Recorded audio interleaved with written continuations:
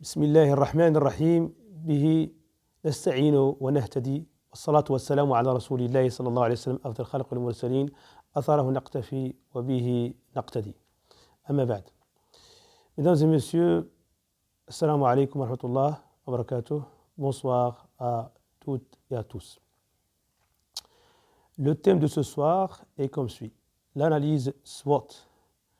C'est un thème que j'aborde assez fréquemment avec mes élèves et les gens que je fréquente.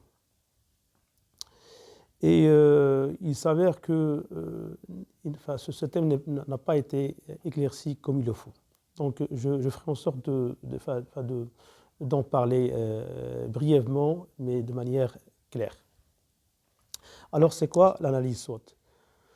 L'analyse SWOT, c'est une technique de management et de planification stratégique utilisée dans le sens d'aider une personne ou une organisation à identifier les forces, les faiblesses, les opportunités et les menaces. Donc, quand on prend le sigle ou l'acronyme en fait SWOT, S-W-O-T, S, Strengths, force, W, Weaknesses, faiblesse, opportunities, E, opportunities, opportunité, threats, les menaces. Donc l'objectif est de dresser un bilan d'avantages compétitifs ou concurrentiels, ou bien la planification d'un projet. D'où bien sûr l'importance de l'analyse et de l'évaluation situationnelle, parce qu'en fait ce sont deux thèmes qui rentrent en relation directe avec l'analyse SWOT. C'est-à-dire en fait, soit par exemple pour une entreprise, quand on fait l'analyse SWOT, donc pour elle il est très important en fait de dresser donc un bilan en ce qui concerne les forces, les faiblesses de l'entreprise et les opportunités et menaces qui sont liées en fait à l'environnement, sur le plan micro et macro bien sûr. Ou tout simplement pour quelqu'un qui a envie en fait de faire un projet ou même une expérience. Donc là, en fait, il a envie en fait de prendre une décision, sauf qu'il doit se baser sur quelque chose de concret et de net. Cela dit, il a besoin en fait d'évaluer la situation. Donc c'est ce qu'on appelle l'évaluation situationnelle. Donc soit analyse situationnelle pour l'entreprise en ce qui concerne l'analyse en fait de ses forces, de ses faiblesses et bien sûr de l'environnement en termes d'opportunités et de menaces. Sinon, pour la prise de décision en ce qui concerne un projet, donc on fait ce qu'on appelle l'évaluation situationnelle, tout simplement. Alors passons maintenant à cet outil. Cet outil, en fait, il est très simple.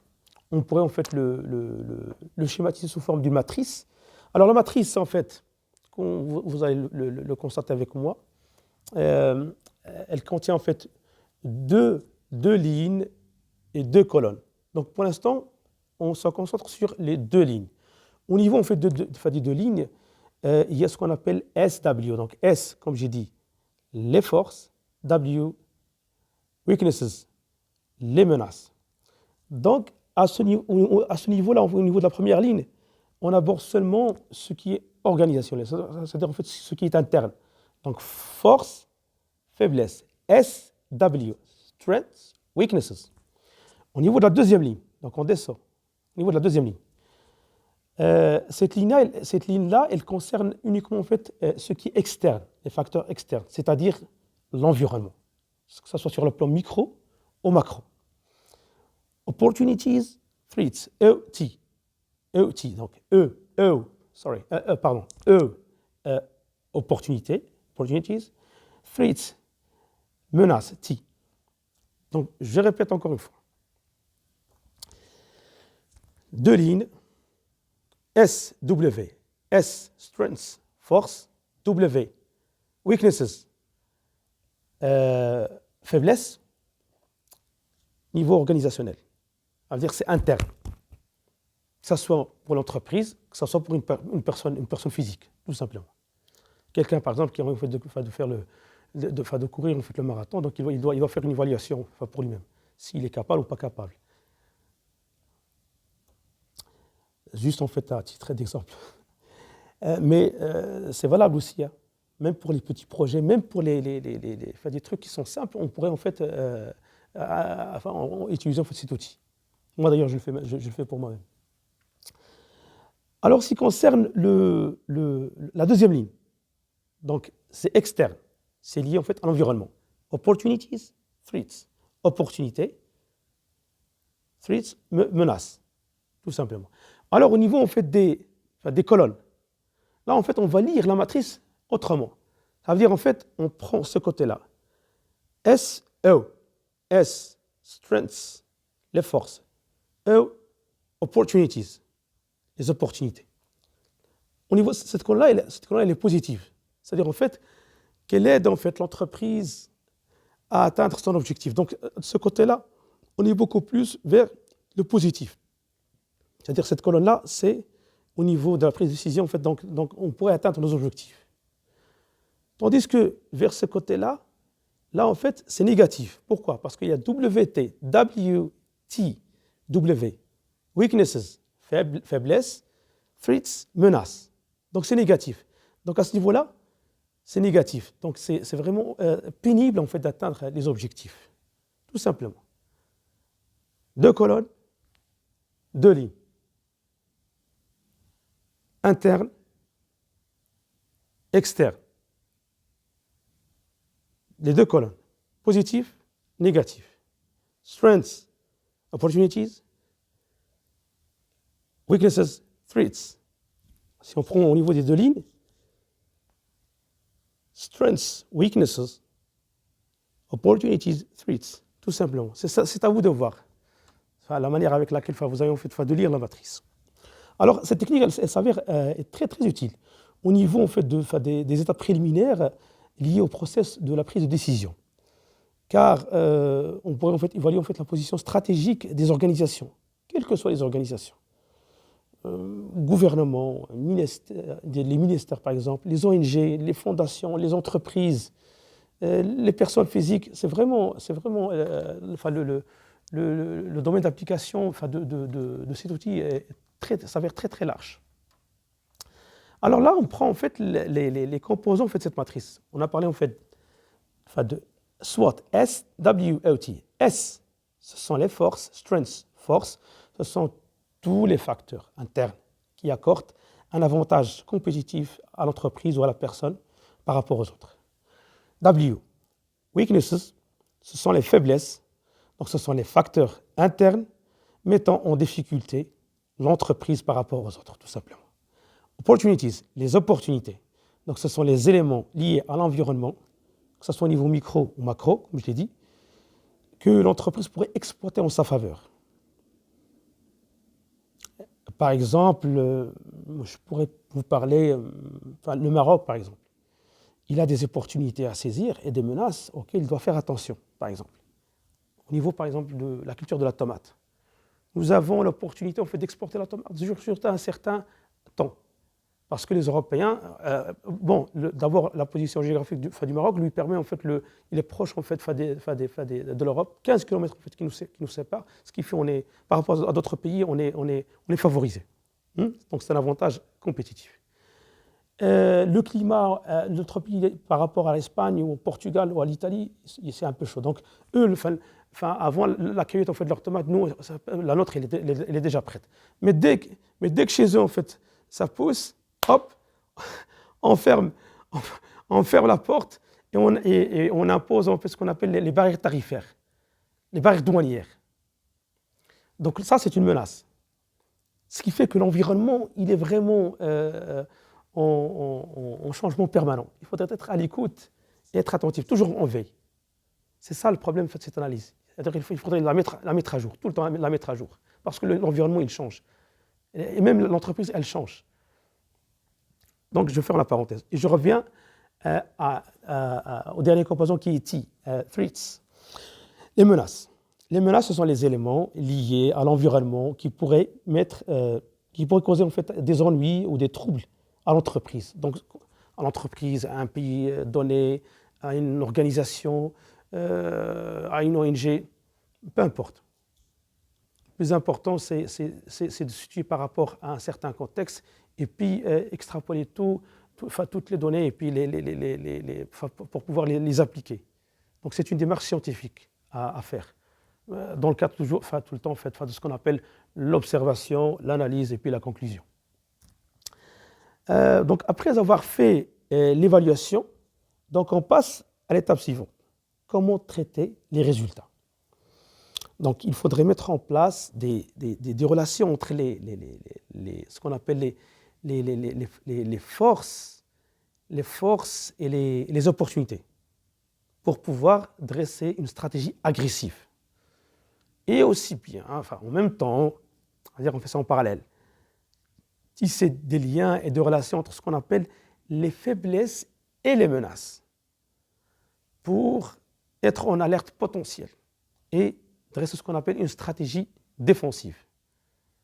Donc je prends une donne je prends les forces et je les mets face aux opportunités, donc ce qui est positif avec ce qui est positif au niveau de l'environnement, ce qui est interne et externe, positif. Donc la stratégie là devrait être agressive. Et puis au deuxième niveau, donc ce qui est négatif avec ce qui est négatif, en termes internes ou en termes externes. Donc les menaces face aux les faiblesses de l'entreprise face aux menaces de l'environnement, pour être tout le temps en alerte potentielle et puis dresser une stratégie défensive, comme ce qui est le cas pour le cas de la tomate marocaine. Donc voilà, c'est juste en fait une idée et puis un exemple qui m'est venu à l'esprit, et puis en fait j'en ai parlé. Et ça pourrait être un très bon exemple pour pouvoir comprendre en fait le fonctionnement de la matrice et quelles sont les stratégies par exemple à prendre. Pour un certain pays donné, ou même pour les entreprises qui opèrent dans ce pays, dans le cadre, par exemple, ce qu'on appelle une économie globale. Alors, en grosso modo, cette matrice pourrait être exploitée de façon à ce qu'on pourrait avoir quatre types de stratégies. Alors, la première stratégie, c'est WT, stratégie, WT. C'est-à-dire, quand je dis WT, donc, faiblesse, menace. Là, c'est ce qu'on appelle WT stratégie mini-mini. Ça veut dire que je dois minimiser en fait les forces et minimiser aussi les menaces. Pardon, WT, weaknesses, threats, les faiblesses et les menaces. Donc je dois minimiser en fait les faiblesses et aussi bien les menaces. Pardon. Faiblesses et menaces. Donc je dois les minimiser en fait. Et il y a deuxième stratégie, en fait, c'est WO. Donc weaknesses, opportunities. C'est-à-dire, c'est ce qu'on appelle la stratégie mini-maxi. Donc je dois minimiser en fait les faiblesses et maximiser en fait les opportunités. Je dois toujours tirer ce qui est positiver en fait ma stratégie, quelles que soient les données. La troisième stratégie, c'est ST, donc Strengths, Threats. Force, menace. Donc là, c'est maxi-mini. Donc je maximise mes forces et je minimise les menaces. La quatrième stratégie, c'est SO. Force, opportunité. Maxi-maxi. Donc, je dois maximiser en fait mes forces et maximiser en fait les opportunités. Je répète. 4 types de stratégies. Première, WT, stratégie. Mini-mini. Donc, quand je dis WT, c'est weaknesses, threats.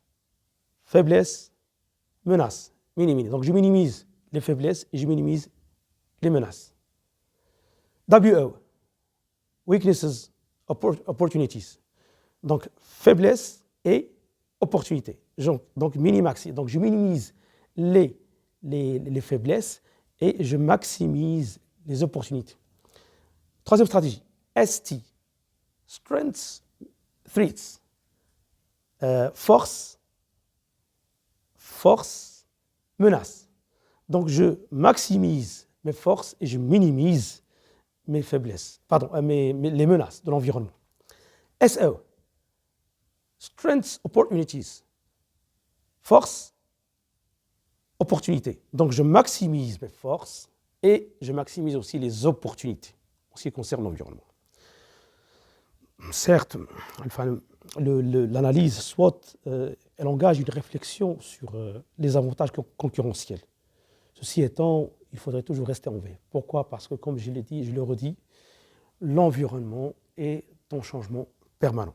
Donc, la mise à jour, update, la mise à jour s'impose. Je crois que la séance est arrivée à terme.